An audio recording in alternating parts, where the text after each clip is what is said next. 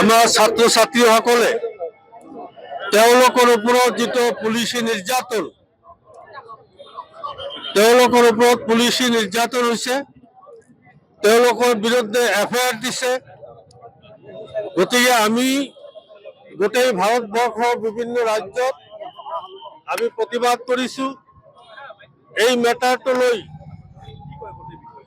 এই যিটো question leak হৈছে, এই মেটাৰটো পাৰ্লামেণ্টত আলোচনা হ'ব লাগে, ধৰ্মেন্দ্ৰ প্ৰধান ৰিজাইন কৰিব লাগে আৰু ছাত্ৰ ছাত্ৰী যুৱক যুৱতীসকলৰ ওপৰত যিটো এফআইআৰ হৈছে তাক উঠাই ল'ব লাগে। এইটোৱে আমাৰ মূল দাবী।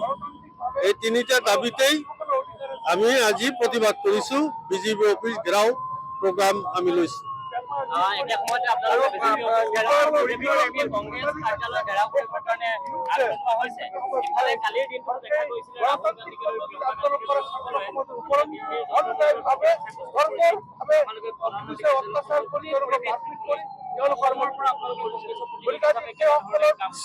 আমাৰ এটা কথাই, গণতান্ত্ৰিক আন্দোলনকালীৰ ওপৰত নৰেন্দ্ৰ মোদী ডাঙৰীয়াৰ পুলিচ বাহিনীয়ে বৰ্বৰ অত্যাচাৰ চলাইছে, অমানসিক নিৰ্যাতন চলাইছে।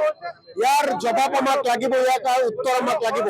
ছাত্ৰ ছাত্ৰীৰ ভৱিষ্যত সুৰক্ষিত কৰাৰ কাৰণে পেপাৰ লীগৰ বিৰুদ্ধে যি গণতান্ত্ৰিক আন্দোলন, এই আন্দোলনকাৰীসকলৰ ওপৰত জঁপিয়াই পৰিছিল, ইমানেই অত্যাচাৰ কৰিছিল, যি অত্যাচাৰৰ বৰ্ণনা কৰিব নোৱাৰো, যি হিটলাৰী, যি ভাৰতবৰ্ষৰ ইতিহাসত কেতিয়াও হোৱা নাছিল। ইয়াৰ বিচাৰ লাগে আৰু ইয়াৰ বিচাৰ বিচাৰি আমি অসম প্ৰদেশ কংগ্ৰেছ কমিটিয়ে বাজপেয়ী ভৱনলৈ ৰওনা হৈছো। যিহেতু বিজেপি দলে দেশত আৰু ৰাজ্যত শাসন চলাই আছে, গতিকে বাজপেয়ী ভৱনত বিজেপি দলক আমি প্ৰশ্ন কৰিব বিচাৰিছো, আপোনালোকৰ দলৰ চৰকাৰ ইমান বৰ্বৰতাৰে কিয় দেশখন চলাইছে? কিয় ছাত্ৰ ছাত্ৰীসকলৰ ওপৰত লাঠিচাৰ্জ কৰিছে? কিয় ছাত্ৰ ছাত্ৰীক নিৰ্যাতন চলাইছে? কিয় ছাত্ৰ ছাত্ৰীৰ ভৱিষ্যত শেষ কৰি দিব বিচাৰিছে? তাৰ জবাব লাগে আৰু তাৰ জবাব বিচাৰি, তাৰ উত্তৰ বিচাৰি আমি বাজপেয়ী ভৱনলৈ ৰওনা হৈছো। যিকোনো খবৰৰ বাবে যোগাযোগ কৰক আমাৰ এই নম্বৰত 9181 307 221।